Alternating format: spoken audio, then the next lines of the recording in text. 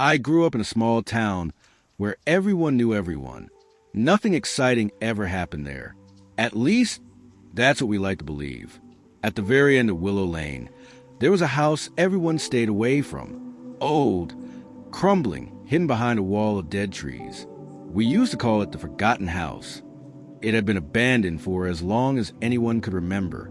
People said a family once lived there, a husband, wife, and 2 daughters, but something terrible happened. Something so bad, no one ever spoke of it openly.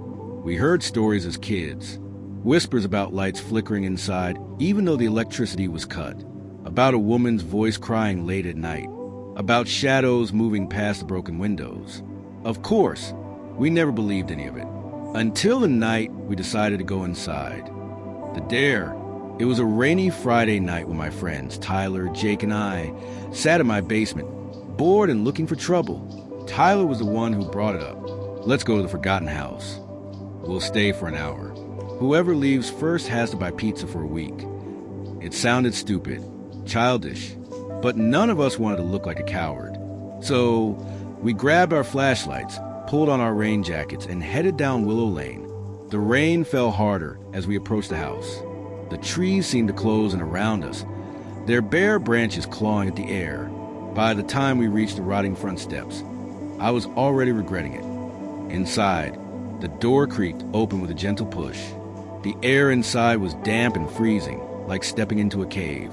The smell of mold and decay hit us immediately. We swept our flashlights around the room, peeling wallpaper, broken furniture. Pictures still hung crookedly on the walls, faded images of a smiling family. It was unsettling but not terrifying. Not yet. We laughed nervously, teasing each other about ghosts, trying to shake the tension. Jake pulled out his phone to record, joking about getting 1 million views if we caught anything spooky. We decided to split up. Bad idea, I know, but it felt safer somehow, like if we all explored different rooms, we could get over with faster. The basement. I ended up in the basement. The stairs groaned under my weight as I made my way down, the wooden steps slick from years of dampness. The air grew even colder. I shivered, sweeping my flashlight across the room. Rusty tools hung on the walls. An old washer and dryer sat in the corner, and in the center of the floor, a large, dark stain. It looked like water damage at first, but as I got closer, I realized it was something else. Darker, thicker. I felt the hair on the back of my neck stand up. That's when I heard it, a soft, wet shuffle behind me. I spun around. Nothing. The room was empty. At least it looked empty, but the feeling, that gnawing certainty that someone was right there, wouldn't leave. Upstairs. Meanwhile, Tyler had gone upstairs. When we regrouped later, he told us what he found. The hallway was lined with bedrooms. One of the doors was open just a crack. Inside, he found a little girl's room. Toys were still scattered across the floor. A dollhouse sat against the wall, dusty and broken. The bed was made perfectly. As Tyler looked around, he swore he heard giggling, soft, high-pitched, and close. When he turned toward the sound, he caught a glimpse of something small and pale darting past the doorway. He called out, thinking maybe Jake was playing a prank. No answer. When he stepped into the hall, he found it empty, but the door at the end of the hall, the attic door, was swinging slowly back and forth, as if someone had just gone through it. The attic, we decided to go up together. The attic stairs were steep and narrow. The air grew even colder as we climbed. At the top was a large, open space. Our flashlights revealed old trunks, broken furniture, and thick cobwebs hanging like curtains. In the center of the attic was a wooden rocking horse, slowly rocking back and forth. None of us wanted to admit we were scared, but we all felt it, the heavy, oppressive feeling, like being watched by 1,000 unseen eyes. Jake moved toward the horse, laughing nervously. Maybe the ghost wanted a ride, he joked. He reached out and touched it. The instant his fingers brushed the wood, every flashlight flickered and went out. Darkness. We stood there, frozen. The only sound was the rain beating against the roof. And then from the darkness came a sound, a dragging noise, slow and wet, getting closer. I fumbled with my flashlight, heart hammering. When the light flickered back on, we saw it, a figure, crawling toward us across the attic floor. It was a woman, or what used to be a woman. Her face was twisted, eyes hollow and black, mouth stretched into a permanent scream. Her limbs bent at unnatural angles, moving like a spider. We ran. Escape. I don't remember getting down the attic stairs. I don't remember running through the house. I only remember bursting out into the rain, gasping for air, feeling like the house itself was reaching out to pull us back in. We didn't stop running until we reached the streetlights at the end of Willow Lane. Only then did we dare look back.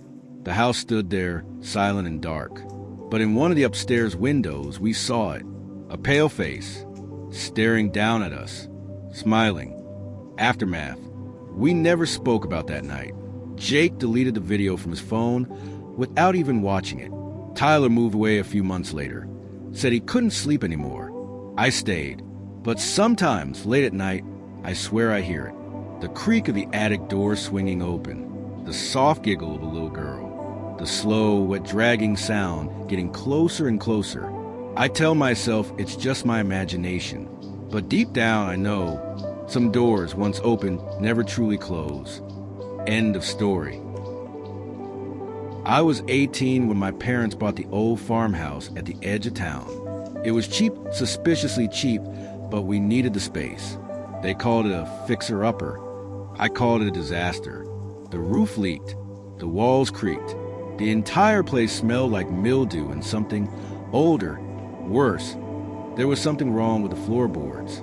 At night, when the house was supposed to be still, I could hear it, soft whispers, coming from beneath the floor. The first night we slept there, a thunderstorm rolled in. Lightning lit up the house in flashes, and the wind screamed through the cracks in the walls. I lay in bed, staring at the ceiling, trying to convince myself the sounds were normal. Houses make noises, old with shifts, nothing supernatural. But around 2 a.m. I heard it, a voice, faint, muffled, coming from under the floor. It was a woman, whispering my name. Ethan. I froze, every muscle in my body locking up. I told myself it was the wind, just the storm playing tricks. But when I leaned over the edge of my bed and pressed my ear to the floor, I heard it again, clearer this time. Let me out. The discovery. The next morning, I told my parents. They laughed it off. Old houses have a lot of character, my mom said. Maybe you're just stressed, my dad added. I didn't argue. What could I say? But that night, I decided to find the source. I grabbed a flashlight, pulled up the rug in my room, and tapped on the boards. Hollow. There was something underneath. Maybe an old crawl space, I thought. So I pried up the boards and found a hatch. Rusty, bolted shut from my side. Why would anyone seal it like that? The hatch. For hours, I sat there, staring at it. Something inside me, something primal, screamed not to open it, but curiosity won. I grabbed a crowbar and forced the bolt loose. The hatch groaned open, revealing a dark hole descending into the earth. A rotten wooden ladder led down into complete darkness. The smell hit me first, a foul, damp stink that made my eyes water. I pointed my flashlight down. Stone walls, dirt floor, and carvings, strange jagged symbols scratched into the stone. At the very edge of my light's reach, something moved. The thing below. I slammed the hatch shut and bolted it. I told myself I imagined it. The whispers didn't stop. They got louder. At night, I could hear footsteps below my bed, scratching, tapping, and sometimes laughter, soft, childlike, cruel. The dreams. I started dreaming about the house. In my dreams, I was trapped beneath the floorboards, buried alive, scratching and screaming for someone, anyone, to hear me. Every morning, I woke up gasping, covered in sweat. The walls felt like they were closing in. My parents still didn't believe me. They started acting strange too, forgetful, irritable, like something was getting into their heads. The night everything changed. One night, I woke up to find my door wide open, and the hatch, too. Standing over it was my mother. Her eyes were blank. Her mouth moved, but no sound came out. She reached toward me, beckoning. "Come see," she whispered finally, in a voice that wasn't hers. I screamed. My dad rushed in, found me cowering in the corner, but my mother was gone. Searching the crawl space, we called the police. They searched the house from top to bottom. No sign of her. When they opened the hatch and climbed down, they found something else. Old chains, handprints scratched into the stone, and bones, dozens of them, children, adults, a mass grave hidden under our home. The truth, an investigation revealed the horrifying history. The farmhouse had once belonged to a man named Arthur Griggs. In the early 1900s, he had kidnapped travelers and drifters, keeping them chained in the crawl space until they died. He believed he could steal their souls to make himself immortal. When the town found out, they burned him alive inside the house. But not before he cursed it. "Anyone who lives here belongs to me." Now, my father and I moved out immediately. We never found my mother. Some nights, when it's raining, I wake up thinking I hear her voice outside my window, calling my name. "Ethan, let me in." But I don't answer, because I know it's not her. Not anymore. End of story. When I was in college, I rented a small, run-down house off campus with two friends, Nate and Chris. The place was old. The paint peeled off the walls. The pipes groaned at night. And worst of all, the basement door didn't lock properly. It always hung slightly ajar. No matter how many times we slammed it shut, we joked that the house was haunted, until the joke stopped being funny. The first sign, it started with small things. Lights flickering, whispers from the vents, cold spots that seemed to move from room to room. One night, while studying late, I heard footsteps coming from the basement. Heavy, slow, deliberate. I assumed it was one of my roommates messing around. When I shouted down, the footsteps stopped. No answer. When I checked, the basement was empty. Or so I thought. The incident. A week later, Nate woke up screaming.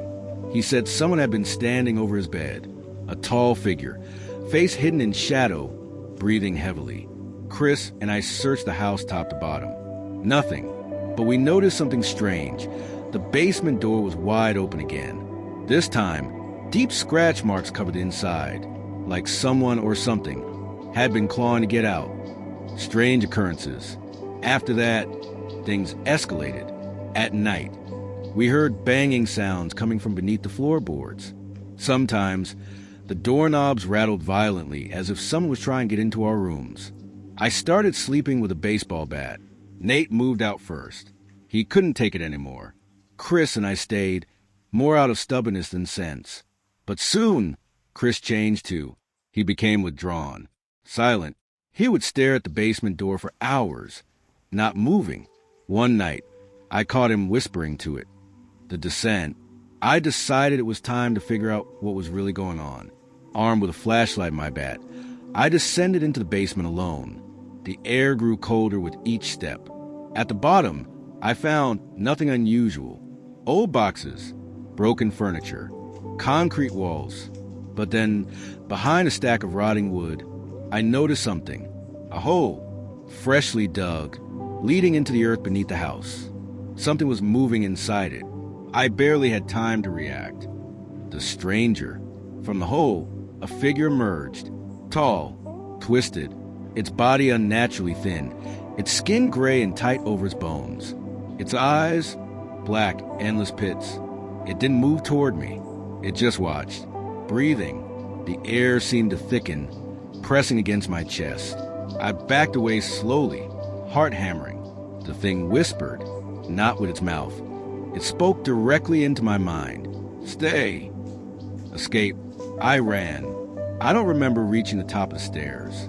I don't remember throwing the door shut or piling furniture against it. I only remember the feeling that it was right behind me, reaching for me. Chris was gone. His room was empty. His bed cold. I called the police. When they searched the house, they found the basement, but no hole, no creature, no Chris. Aftermath. I moved out the same night, left everything behind. A few months later, the landlord called me. He wanted to know if I knew where the new tenants had gone. They had vanished, leaving everything behind. The only thing found was a message scrawled into the wall by the basement door. It waits below. Now, I still dream about that basement. Sometimes in the dark, I swear I hear the voice again, whispering, "Stay." But I never will. Not ever again. End of story. I had heard the rumors about the abandoned asylum on the outskirts of town. Everyone said it was cursed, that strange things happened there, and anyone who ventured inside never came out the same, but I didn't believe it.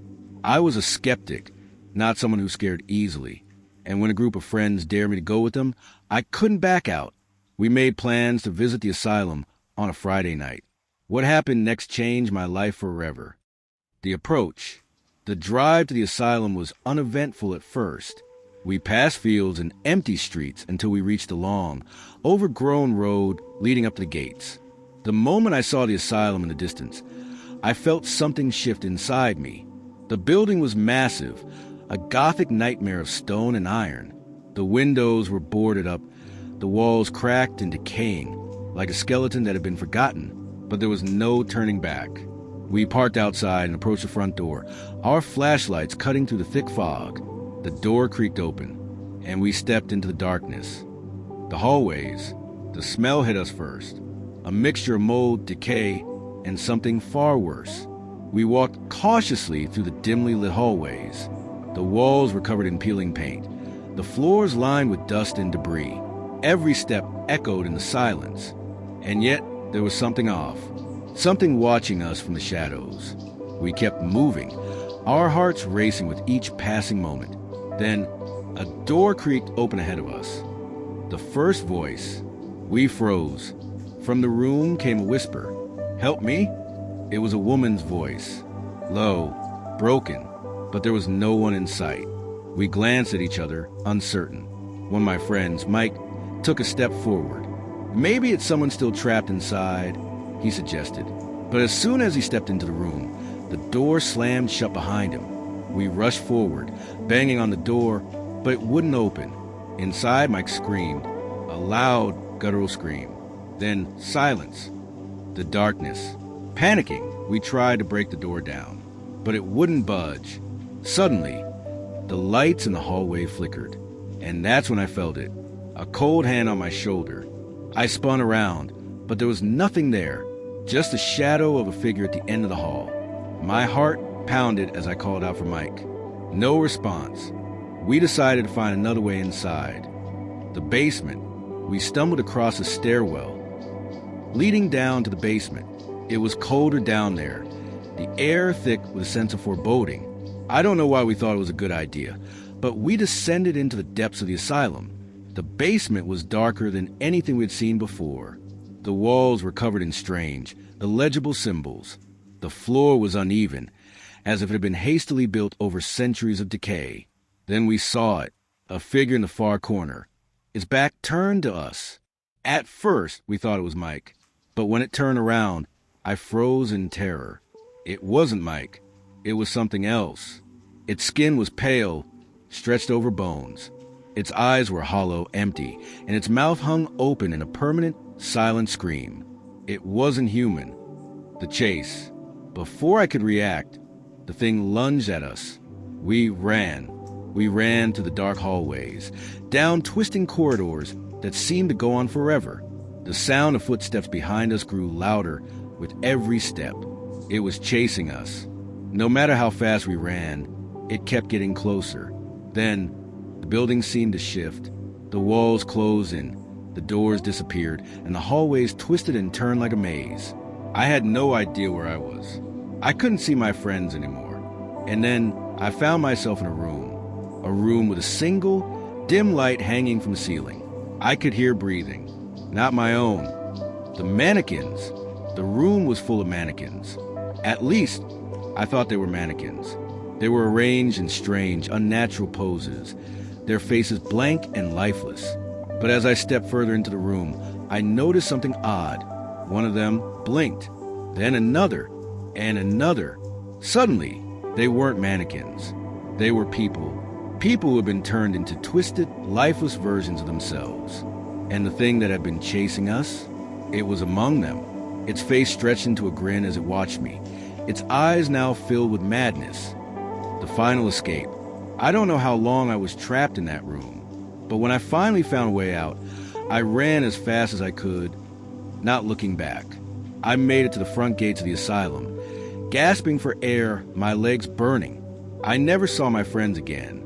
I don't know what happened to them, but I do know this. Some places are better left undisturbed, and some things should never be seen. Now, I still hear their voices. Every night. Help me? Let me out. But I will never go back. Not even for them. End of story.